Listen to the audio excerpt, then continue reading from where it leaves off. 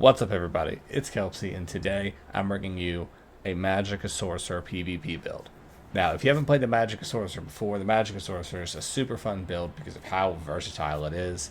While the Sorcerer is known for putting out crazy high damage, you also get access to one of the best heals in the game and a spell shield that is absolutely insane, which scales off of our max magic or our max health. So since we're going to scale it using our max magic and just putting a heavy emphasis on that resource, we're going to have a big resource pool to play with. We're going to get those big shields, and on top of that, it's going to increase our damage in the long run, so you're going to hit hard and you're going to still have that survivability that we're all looking for in PvP. So let's get into it. So I'm going to show you guys what we got going on. So with the character sheet, as you can see, I'm running an Imperial as I typically do in PvP. For this build, absolutely anything that's going to give you any sort of leg up with magic is going to do well. Of course, High Elf is likely going to be top dog there, but anything like High Elf, Breton, Dark Elf, things like that, those will all work. It really, any class will work here, as I've always said. Well, any race will work here because, as I've always said, race doesn't really depict all that much.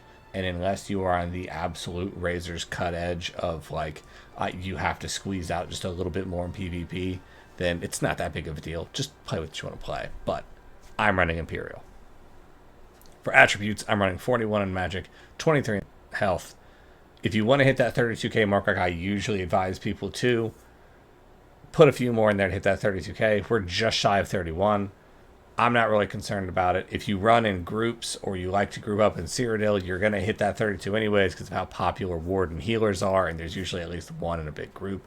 If not, it's not a big deal because you can see our resistances are super high on this build. This is non-buffed without our shield.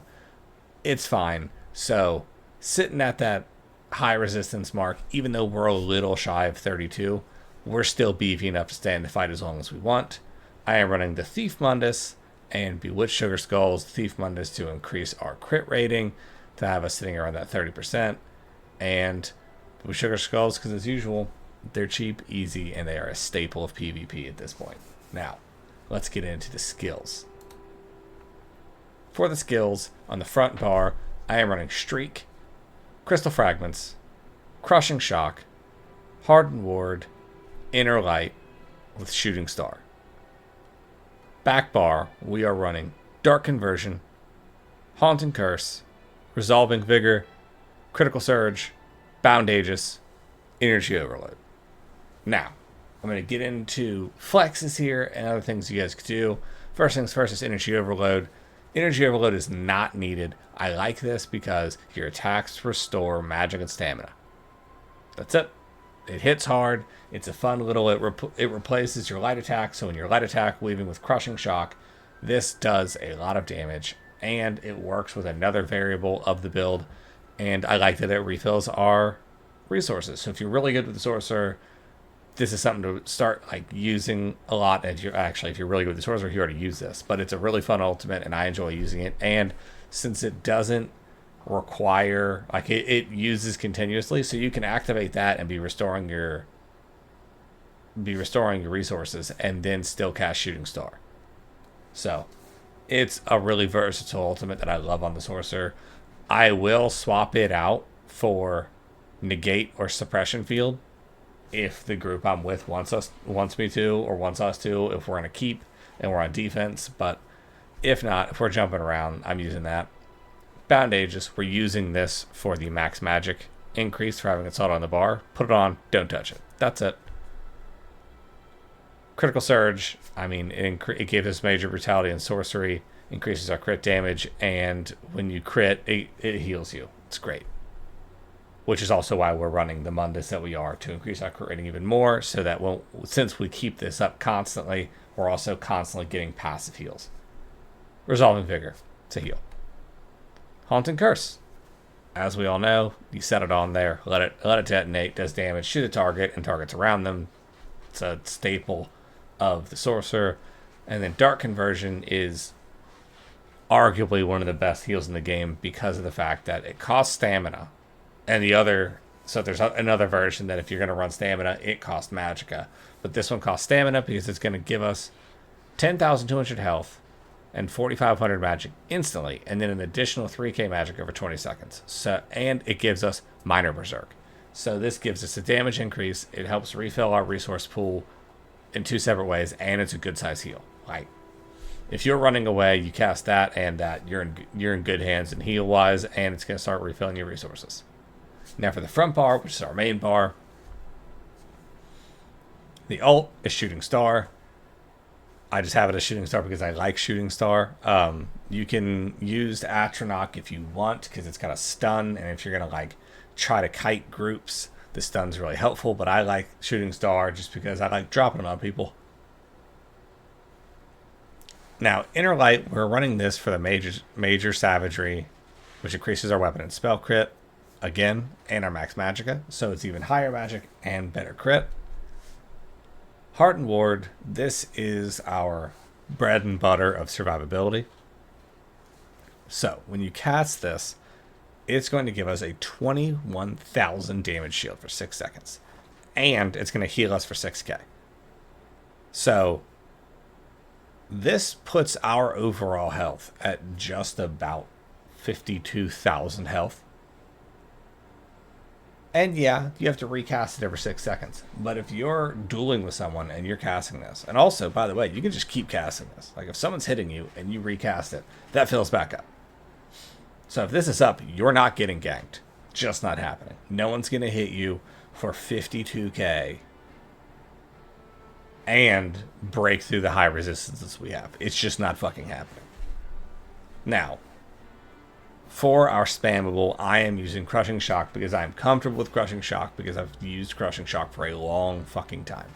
Now, if you want an alternative, you can go into Sigic Order and use Imbue Weapon. And there's 2 options here. You can use Elemental Weapon, which is a light attack version of Crushing Shock. Or you can use Crushing Weapon, and Crushing Weapon works the same way as Elemental Weapon, but it applies Major Breach.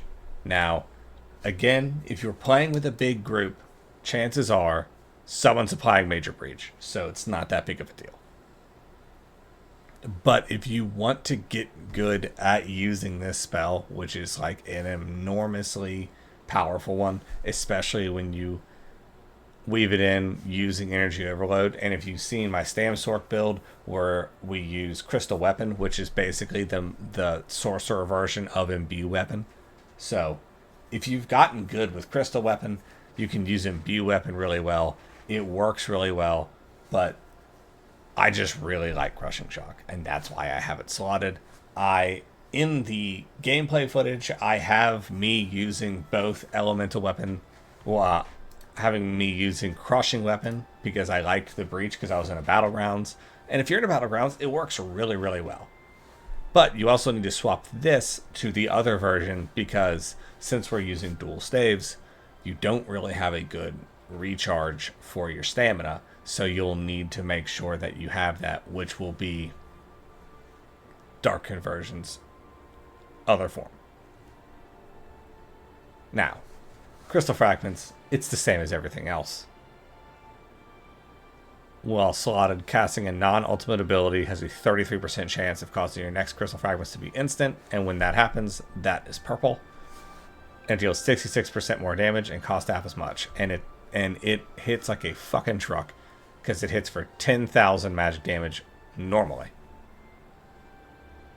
And so, it charged up is insane. It's our biggest hit we have. It's what we're using this for.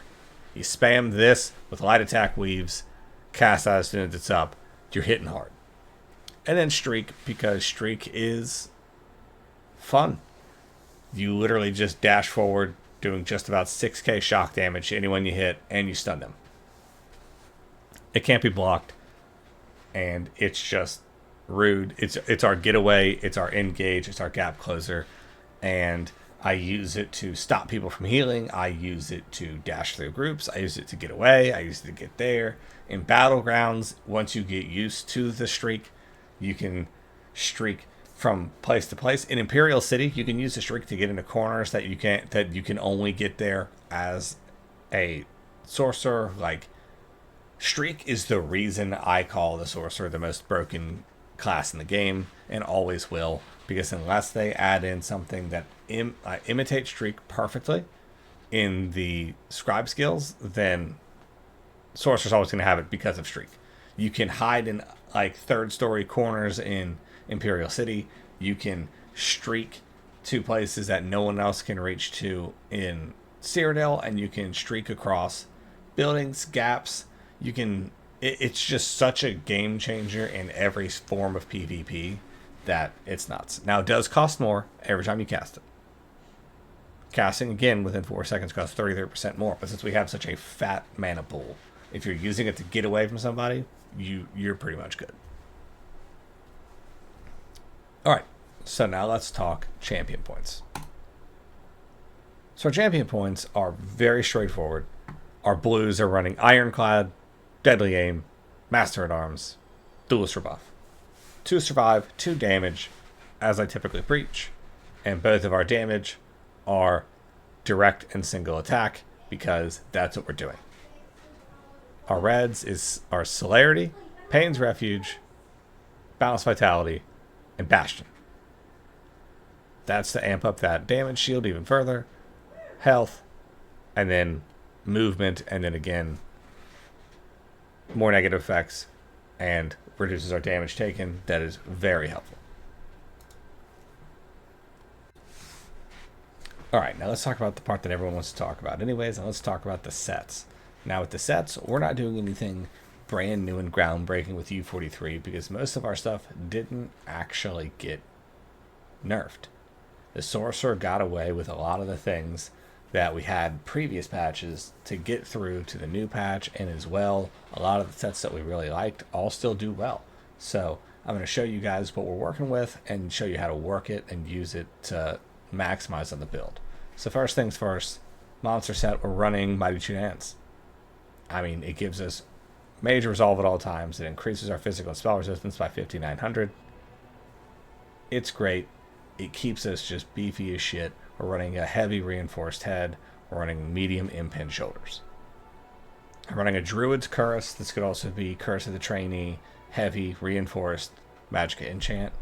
And then for our first set, we're going to talk about, I'm running Crafty Elfiques. Crafty Elfiques, I'm running an impin waist and an impin hands. If you wanted to get the most out of the magic, you could definitely run something like Infused or Divines, but I got them in impin, so I like the impin, I like the survivability, and the Nightblades with, Nightblades, when they see you with a staff, if they're not running an add-on to know what you're doing, they're going to assume they're going to get you. This keeps that Tarnished Nightmare from even causing problems, because this just basically, the amount of resistances and crit resistance we have just really helps make all that negligible. So, impin on both of those. I am running a ring with Arcane and weapon and spell damage, and then a Crafty Elfique Lightning Staff sharpened with Shock Enchant. Now, sharpened is not required for the Crafty Elfique Lightning Staff because I know that you guys can see the fact that it's almost a 0.5 mil staff. Just get whatever one you can get, and if you have the transmute gems, transmute it. If not, it's not a big deal. This trait does not make or break the build. You can get the jewelry for much cheaper, and you can get these off trait, but impin helps a lot of the survivability. This always comes in Arcane, and this, the penetration helps a lot with damage, but it's not gonna make or break it. Don't spend your only gold to buy a 0.5 mil staff. Get it, transmute it, run it. For our second set, we are running Wretched Vitality. I am running light Wretched boots with the well-fitted. I am running medium legs, well-fitted, and I'm running a necklace, weapon and spell damage with protective. And then we are running the Wretched Vitality Ice Staff, defending with weapon damage enchant. And we're doing this because while in combat, applying a major buff or debuff to a target grants you 260 magic and stamina recovery for 15 seconds, and while in combat, applying a minor debuff or buff or debuff to a target grants you 130 magic and stamina recovery. Now, we count as a target, so if you cast Dark Conversion and Critical Surge, which you should be doing that anyways for the damage increase and the resource regen, that's going to give us both of those. So that's going to increase our recovery by almost 400 just the whole time, as long as you keep those up. It is a great back bar set. This combined with the necklace, we are sitting very tanky at almost 30k spell resistance, over 27k physical resistance, and we're going to keep our spell shield up while we're doing that. So we are very beefy on the back bar. We are got high regen, and we have mobility. So this set helps a lot. And then for our mythic, we are running Death Dealer's Fate infused with weapon damage enchant, and this is again going to increase everything, because every 2 seconds you're in combat, you get a stack of escalating fate, and at 30 stacks max, each stack increases our max health, stamina, and magic by 88. So this helps increase everything about the build, on top of the recovery from Wretched Vitality, on top of being tanky, and it just gives us a lot of recovery, big number resources, and it's just a fun build to jump around and fight with, and I think everyone's going to enjoy it as much as I've been enjoying it. And I'm going to show you guys what the buffs look like once we have them on. We're going to come and hit a dummy real quick before I jump over and give you guys some battleground footage. So all you got to do is be in combat, and as you can see down there in the buff bar, the escalating fate's already increasing, and then we cast those. So in our front bar, we have high stamina and magic recovery at almost 1400 each. Health recovery is just under 1000.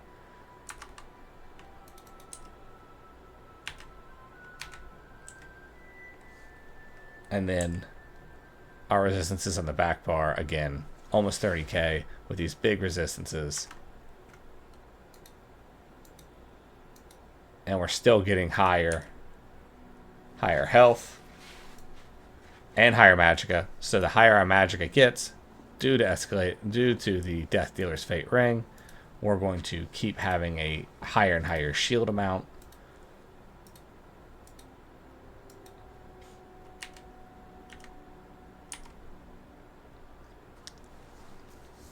All right, we are now at the max amount of the fate.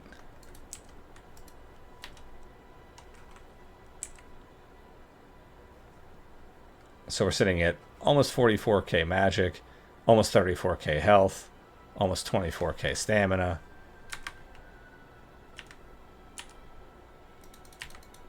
We'll keep that going so we don't lose it. And then for our shield will be just shy of 23,000. So our overall health with both the shield and the health is just over 55,000 health. And yeah, you have to keep it up, but like I said before, you can keep recasting it. It stays up. It's not a huge cost. And with our regen right now, I mean, it's really not all that bad. So this is the build. I'm gonna put some battleground footage right after this so you guys can check it out. As always, thanks for supporting the channel. Thanks for checking out the build. Let me know how you guys like it. Let me know if there's another class you guys want to check out or do next. I'm working on a necromancer now that they got their long awaited buffs, and I hope to see you guys around later. And don't forget to join the Discord or hit me up in game if you guys need anything. And as always, thanks for checking out.